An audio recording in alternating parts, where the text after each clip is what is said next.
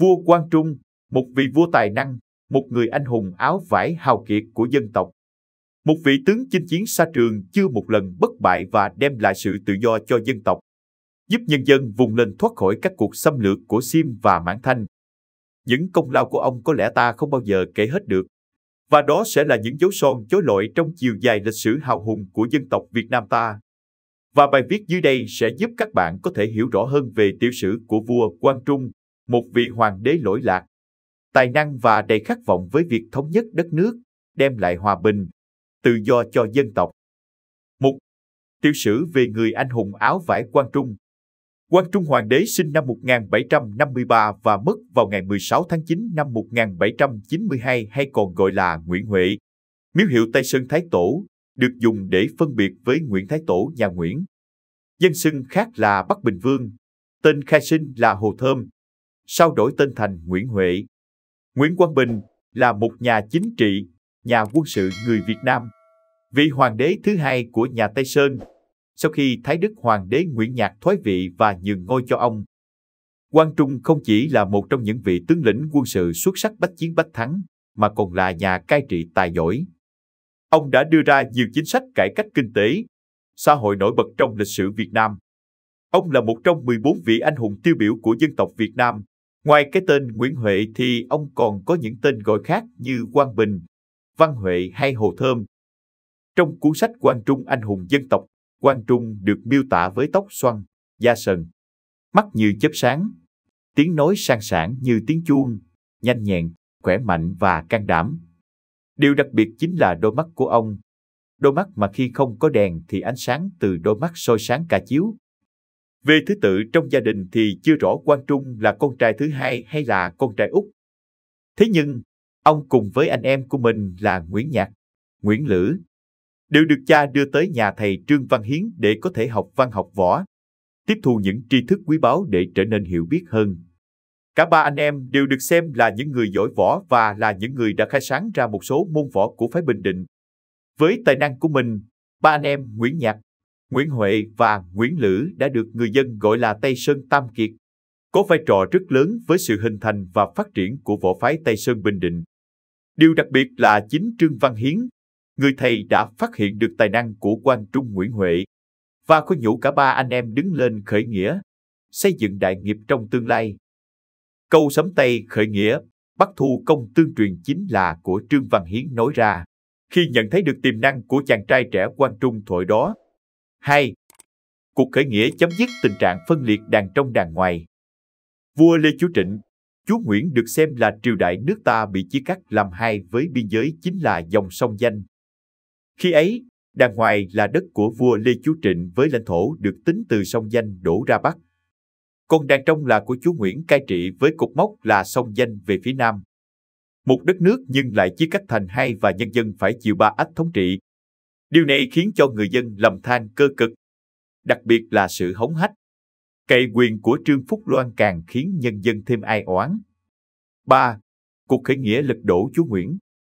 Là một người nông dân, thấu hiểu được những nỗi khổ mà những người không có tiếng nói phải chịu đựng, đồng thời lại nhận được sự ủng hộ từ người thầy của mình. Ba anh em Nguyễn Nhạc, Nguyễn Huệ và Nguyễn Lữ đã quyết định đứng lên khởi nghĩa và đấu tranh cho quyền tự do của những người nông dân và của chính mình.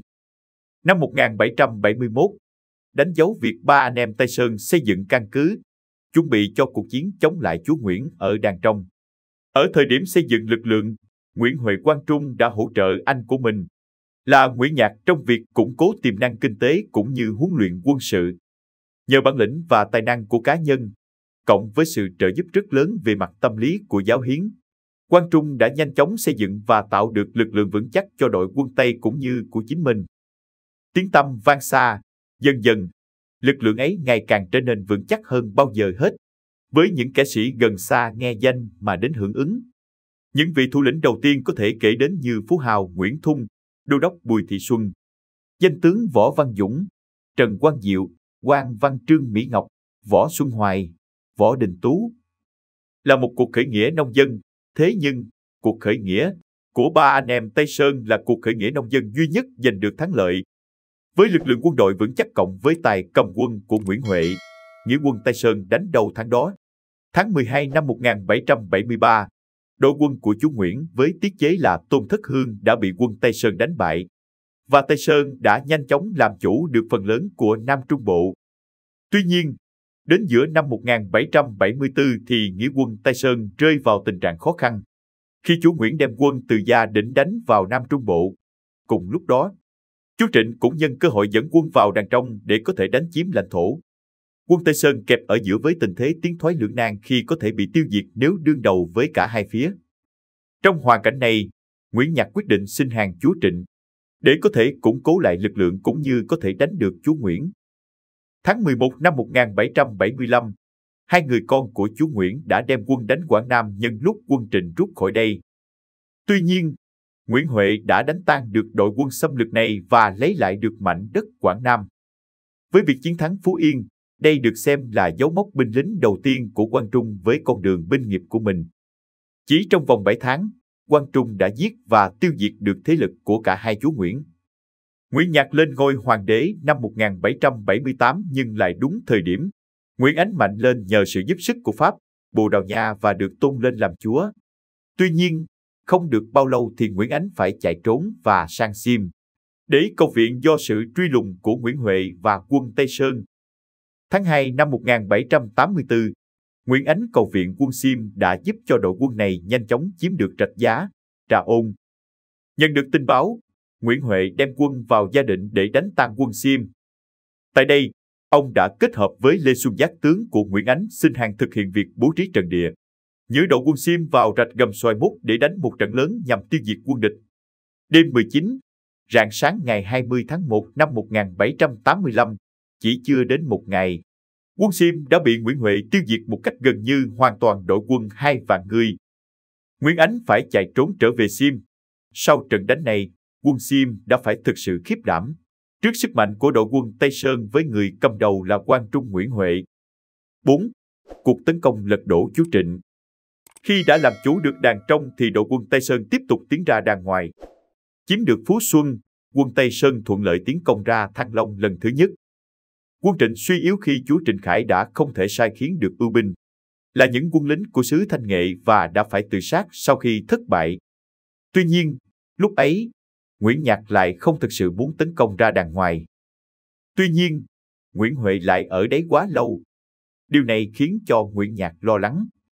Vì sợ có những biến đổi xảy ra, nhất là khi việc kiểm soát Nguyễn Huệ không phải là điều đơn giản. Theo như ghi chép trong cuốn sách Việt Nam Sử Lược thì Nguyễn Nhạc và Nguyễn Huệ đã có mâu thuẫn với nhau được xem là đỉnh điểm. Trong khi ấy, Nguyễn Lữ thì lại bất tài. Mâu thuẫn lên cao đã dẫn đến cuộc chiến giữa hai anh em diễn ra. Thế nhưng, tình cảm máu mủ vẫn giúp cho hai người nhường nhịn và làm hòa với nhau. Thế nhưng, thời điểm đó đã tạo cơ hội cho Nguyễn Ánh chiếm lại được vùng đất Gia Định. Trước tình cảnh cả hai phía đều xảy ra biến, Nguyễn Huệ quyết định xử lý phía Bắc trước, nhằm dẹp tan được vua Lê Chiêu Thống cũng như Nguyễn Hữu Chính khi có ý chống lại quân Tây Sơn. Sau nhiều thất bại, vua Lê Chiêu Thống không làm gì được, còn bà Hoàng Thái Hậu lại đưa hoàng tử sang xin nhà Thanh viện trợ. Do vậy, phía Bắc với đội quân Mãn Thanh đã khiến cho tình thế trở nên gấp gáp hơn rất nhiều. Điều này đã khiến Quang Trung Nguyễn Huệ bắt buộc phải đưa ra kế sách để có thể giúp cho cả hai bên được ổn định nhất có thể. Lúc này, Nguyễn Huệ đã lên ngôi hoàng đế vào năm 1788 và lấy hiệu là Quang Trung. Do Nguyễn Nhạc đã tuổi cao sức yếu quyết định nhưng ngôi còn Nguyễn Lữ thì đã bệnh nặng mà chết.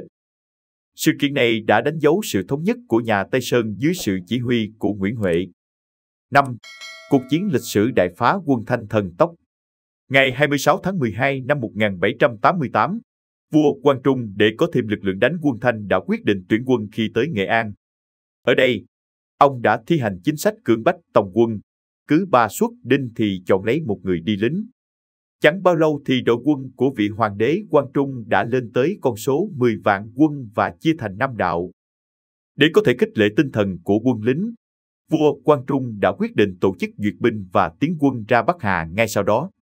Đội quân của Quang Trung được ví như vũ bão khi chỉ mất có một ngày để hành quân từ Thanh Hóa ra Ninh Bình. Khi đã xem xét và nắm bắt tình hình, ông đã hẹn 3 quân còn lại sẽ quét sạch quân Thanh vào ngày mồng 7 Tết và ăn Tết tại Thăng Long. Với tài cầm quân và chỉ huy của mình, vua Quang Trung đã khiến cho quân Thanh chết như ngã rạ.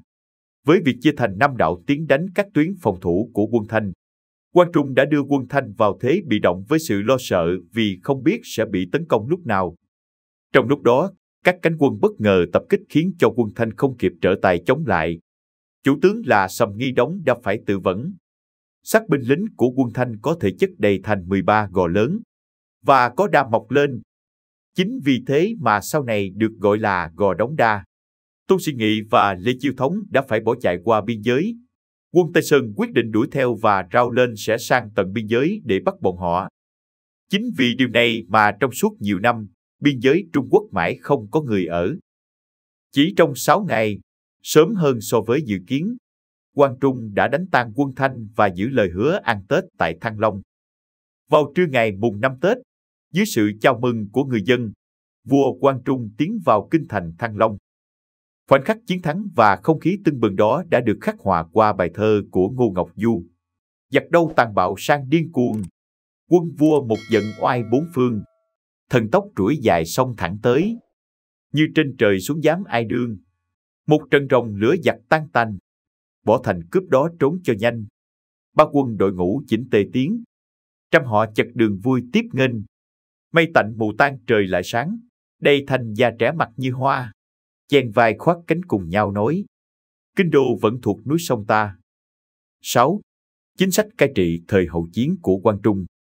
Là một vị vua của nông dân, vua Quang Trung thấu hiểu được những nỗi khổ mà người dân phải trải qua. Vì thế, ông được biết đến như một vị vua anh minh với các chính sách cai trị hợp lòng dân. Với mục đích phát triển quốc gia một cách bền vững, Quang Trung hiểu rõ nhân tài được xem là nguyên khí của quốc gia. Chính vì thế mà ông rất coi trọng việc thu dụng những người tài đã từng phục vụ cho nhà Lê. Không những vậy, việc xóa bỏ hình thức thi cử một cách khuôn sáo đã cho thấy được tham vọng cũng như hoài bão của vị vua áo vải này. Ông muốn nước ta thoát ly hẳn khỏi sự lệ thuộc vào các văn tự nước ngoài, cũng như các chính sách đồng hóa của phương Bắc, có thái độ coi khinh ngôn ngữ của dân tộc. Vì thế mà chữ Nôm được Quang Trung chủ trương sử dụng và đề cao hơn. Tuy nhiên, điều này đã khiến cho một vài nho sĩ cảm thấy bất bình vì họ có chữ Hán mới thực sự là tinh hoa. Chính sách thuế khóa của Quang Trung cũng rất đơn giản. Những thứ thuế vô lý trước đó đã bị ông xóa bỏ. Quang Trung tập trung vào việc khuyến khích và thúc đẩy người dân làm ăn, lao động. Những người trốn tránh việc lao động mà làm lưu manh hay ăn xin đều sẽ bị phạt. Do đó mà nông nghiệp đã có những sự phát triển khá rõ rệt. Không những vậy, với tư tưởng tiến bộ thì Quang Trung đã thúc đẩy thương nghiệp phát triển mạnh mẽ. Mong muốn của vị vua tài giỏi này đó chính là có thể xây dựng đất nước, trở thành một quốc gia có nền kinh tế công thương nghiệp phát triển. Có thể nhận thấy, vua Quang Trung là một vị vua có sự nhìn xa trông rộng với những cải tiến trong chính sách cai trị của mình. Đặc biệt, trong quan hệ ngoại giao với Trung Quốc, Quang Trung thực sự là người có sự nhìn nhận và đánh giá sắc bén để nhân dân không phải trải qua thêm một cuộc chiến tranh phương Bắc nữa. Tuy nhiên, với vị vua tài năng và tham vọng này thì việc hòa hảo với Trung Quốc chỉ để đợi cơ hội có thể tấn công trả thù, mở mang bờ cõi đất nước mà thôi. Đây thực sự là một tư tưởng lớn mà không phải bất cứ một vị vua nào trong lịch sử Việt Nam cũng có được. 7. Giấc mơ thống nhất và mở rộng dang dở của Quang Trung. Sau khi ổn định ở phía Bắc, Quang Trung đã lên kế hoạch cho Việt Nam tiến, thống nhất đất nước. Lúc này, Nguyễn Ánh đã được Pháp hỗ trợ và trở nên mạnh hơn nhiều lần và có thể đối đầu với quân Tây Sơn. Vua Quang Trung cùng với quân lính tiến vào phía Nam, phối hợp với Nguyễn Nhạc để bày binh bố trận. Nguyễn Ánh với sự trợ giúp của quân Pháp đã phá được mưu đồ mà Quang Trung tạo ra. Và để báo thù, vua Quang Trung quyết định mở cuộc tấn công lớn với số lượng quân lính lên đến 20-30 vạn. Thế nhưng, khi đang chuẩn bị dồn được Nguyễn Ánh vào chân tường thì Quang Trung đã ngã xuống. Kế hoạch thống nhất đất nước của ông đã không thể thực hiện được nữa. Như vậy, giấc mơ mở rộng bờ cõi đất nước, đánh quân Thanh của Quang Trung cũng không bao giờ có thể thành hiện thực. 8. Bí ẩn về sự ra đi của vua Quang Trung. Theo như sử sách ghi chép thì khi Quang Trung đang ngồi làm việc vào buổi chiều của đầu thu, thì tự nhiên bỗng hoa mắt. Trời đất tối sầm lại và bất tỉnh. Khi tỉnh dậy ông liên cho triệu Trần Quang Diệu để có thể bàn bạc về việc dời đô. Thế nhưng, việc chưa xong thì Quang Trung đã không thể qua khỏi. Ngày 16 tháng 9 năm 1792, vua Quang Trung đã qua đời vào khoảng 11-12 giờ đêm.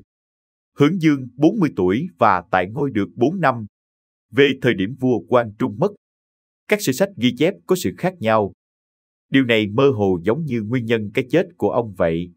Cho đến hiện nay, sự ra đi của vua Quang Trung vẫn luôn là một ẩn số đối với các nhà sử học cũng như lịch sử của Việt Nam ta. Có rất nhiều giả thuyết được đưa ra về cái chết đột ngột của vua Quang Trung, tuy nhiên, vẫn chưa giả thuyết nào được chứng thực. Thế nhưng, sự ra đi này đã khiến cho nhà Tây Sơn nhanh chóng sụp đổ và tạo cơ hội cho Nguyễn Ánh thực hiện được mưu đồ của mình cũng như trả thù thành công. 9. Lăng mộ bị phá và đối thủ Nguyễn Ánh. Sau khi Quang Trung qua đời, 10 năm sau đó, nhà Tây Sơn chính thức sụp đổ một cách hoàn toàn. Ghi hận trong lòng, Nguyễn Ánh đã cho người đào mộ của Nguyễn Nhạc và Nguyễn Huệ, đem tán hài cốt thành bột và cho vào bột thuốc súng, để xương sọ vào trong vò và giam ở ngục tối. Có thể thấy được rằng, dù cho gian lao và khổ cực thế nào, Nguyễn Ánh cũng cố nằm gai nếm mật để có thể có cơ hội trả lại thù cũ. Nếu như Quang Trung là đại diện của giai cấp nông dân thì Nguyễn Ánh lại là người dòng dõi Trâm Anh. Việc cả gia đình bị giết hại đã khiến cho người thanh niên tài năng nảy sinh lòng hận thù một cách mù quáng và tiêu cực. Chính vì lẽ đó mà cho dù thất bại trải qua nhiều cay đắng, thì y vẫn nung nấu trong mình cơ hội trả thù Quang Trung cũng như nhà Tây Sơn. Đối với Quang Trung, người đối thủ thông minh này được xem là điều mà ông lo lắng nhất ngay cả trước lúc ra đi.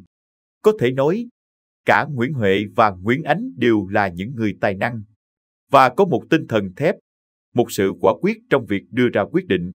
Thế nhưng, điều đáng buồn là họ lại ở hai đầu chiến tuyến, là kẻ thù không đội trời chung. 10. Mối tình đẹp với công chúa Ngọc Hân. Mặc dù không phải là một vị vua trường thọ, thế nhưng vua Quang Trung cũng có được cho mình một mối tình đẹp pha chút bi thương. Ban đầu, xuất phát từ một cuộc hôn nhân mang tính chính trị khi Ngọc Hân công chúa là con gái của vua Lê Hiển Tông, được hứa gả đi để có thể hòa hoãn được mối quan hệ giữa nhà Lê và quân Tây Sơn. Thế nhưng, trai anh hùng, gái thuyền quyên, Ngọc Hân công chúa đã chiếm trọn trái tim và niềm tin của người anh hùng áo vải. Lễ thành hôn được diễn ra vào ngày 4 tháng 8 năm 1786 trong không khí tưng bừng, náo nhiệt. Là một người phụ nữ thông minh, tài năng, xinh đẹp lại khiêm nhường, Quang Trung thực sự che chở cho người vợ của mình. Điều đặc biệt chính là Ngọc Hân công chúa được xem như người cộng sự, cánh tay đắc lực cho vua Quang Trung trong việc thực hiện các chính sách cai trị về văn hóa, giáo dục. Thế nhưng, mối tình mới được 6 năm thì Quang Trung qua đời. Điều này đã khiến cho Ngọc Hân công chúa dùng hết tâm tư vào khúc ai tư vãn. Từ nắng hạ mưa thu trái tiết, xót mình rồng mỏi mệt chẳng yên. Xiết bao kinh sợ lo phiền, miếu thần đã đảo thuốc tiên lại cầu, khắp mọi chốn đâu đâu tìm rước. Phương pháp nào đổi được cùng chăng? Cuộc đời của vua Quang Trung không kéo dài, thế nhưng, sự nghiệp, những chiến công hiển hách của vị vua tài năng này đã tạo nên vẫn còn chói mãi trong lịch sử hào hùng của dân tộc ta. Ông chính là một trong 14 vị anh hùng tiêu biểu của dân tộc Việt Nam, là người anh hùng áo vải đời đời được sử sách vang danh. Trên đây chính là tiểu sử vua Quang Trung, người anh hùng với giấc mơ hoài bão còn dang dở. Mặc dù chưa thực hiện được những giấc mộng của mình, thế nhưng tài năng và đóng góp của Hoàng đế Quang Trung vẫn luôn là điều khiến cho mỗi người dân Việt Nam đều tự hào và ghi nhớ công ơn. Video của chúng tôi đến đây là kết thúc. Cảm ơn tất cả các bạn đã quan tâm tới Xe Hay V88 và theo dõi video của chúng tôi. Đừng quên like, share và đăng ký kênh nhé. Đặc biệt đừng quên bật chuông để theo dõi những video nhanh nhất. Một lần nữa xin cảm ơn tất cả các bạn.